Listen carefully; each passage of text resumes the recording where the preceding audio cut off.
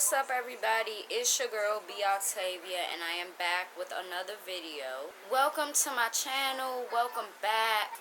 Comment below how you feeling. I'm feeling pretty good. Can't complain. If you do not know me, my name is B Octavia. I'm 24 years old, and I'm from Washington, D.C. I do have a business, a cosmetic and skincare business named Crush On You Beauty. I have added more things to the site, so make sure that you go ahead over there and check it out. So, in today's video, we will be talking about some DC news.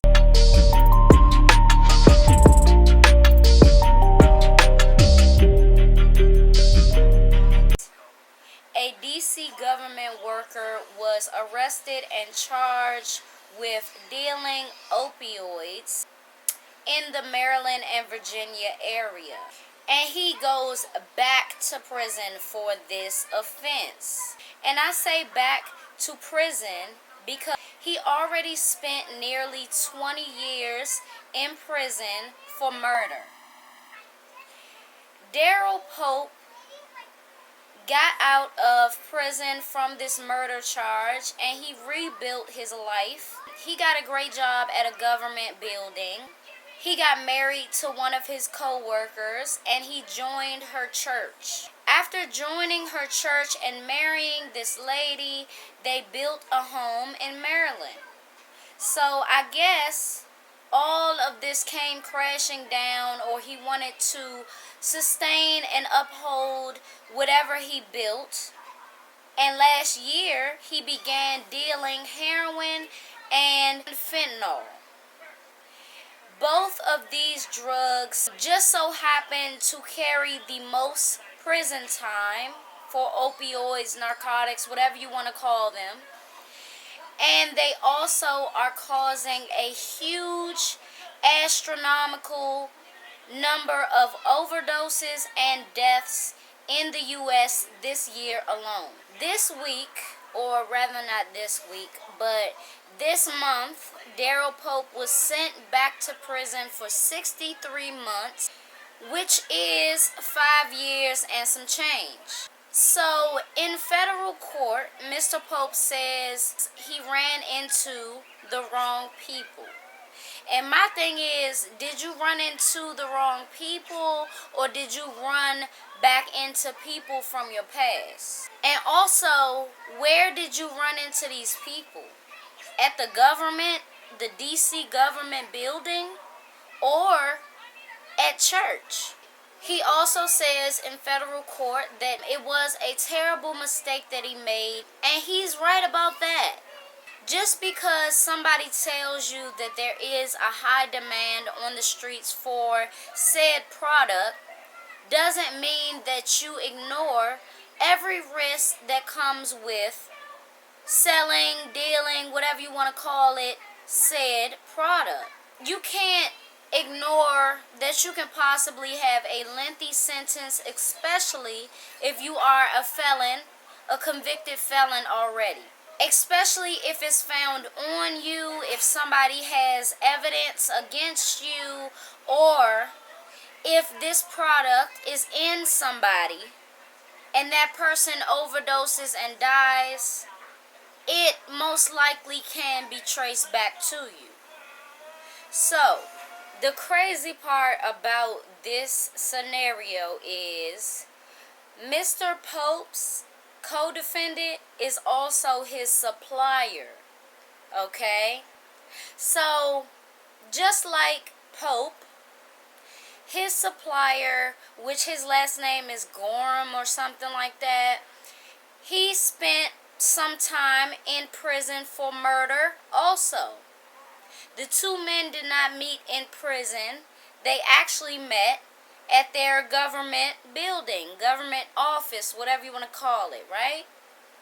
So, both men rebuilt their lives only to go down this path together, you know?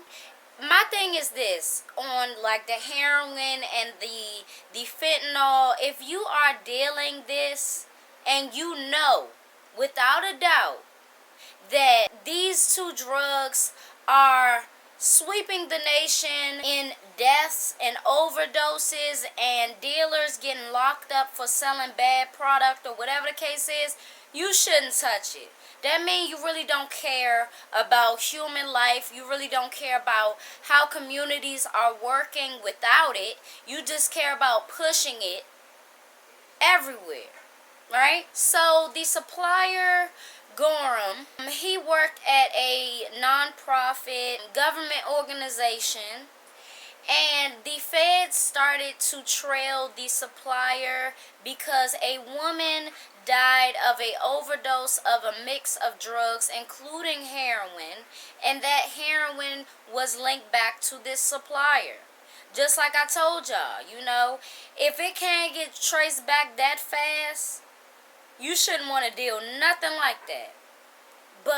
And that woman was from Woodbridge, Virginia. So the feds saw, in my opinion, they started to surveillance the supplier meeting with Pope outside of the government building that's in Southwest, and began doing controlled buys. So in trailing this supplier, what I believe is that they got him to cooperate and to set up some stuff so that he not the only one to get time. You know what I'm saying? That he not alone in getting charged. He want to take down his quote-unquote friend, good friend, buddy, whatever you want to say, down the road with him. Both men were arrested in September. After both men were arrested, law enforcement searched Pope's workspace, where in a jacket or coat pocket they found several packages of fentanyl. Pope pleaded guilty to charges of conspiracy to distribute fentanyl. So, I don't have the best view of government workers, you know what I'm saying? But this just shows how greedy they can be, even though they have a nice paying job. I don't get why you got to do that.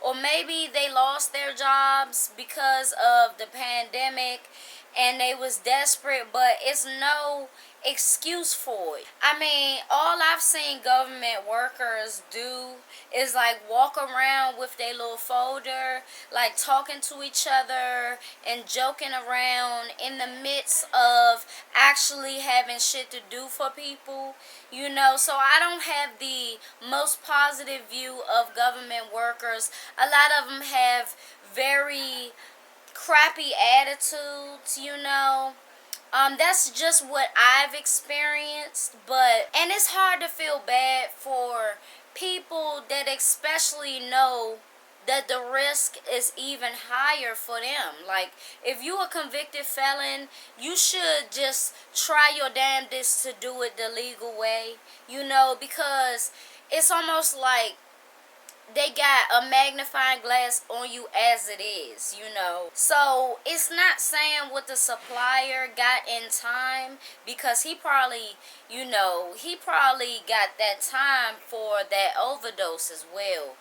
But I'll look into that and I'll tell you guys if he got less time than Pope or whatever. But I think that he was cooperating with them, and he wanted to save his own ass by wearing a wire and giving them an exact location and time so that they can, do their surveillance. That's just how people is getting down. If you doing illegal activity, you gotta try to do it by yourself. I don't even want to say nothing to glorify anybody doing that, because it's just not the time. Don't ever think that you can outsmart the police, because if they don't figure it out, somebody is going to want to save their own ass, like I told y'all, and they're going to want to give you up. It's your girl, B. Octavia. Leave your thoughts in the comments below, and I will see y'all in the next video.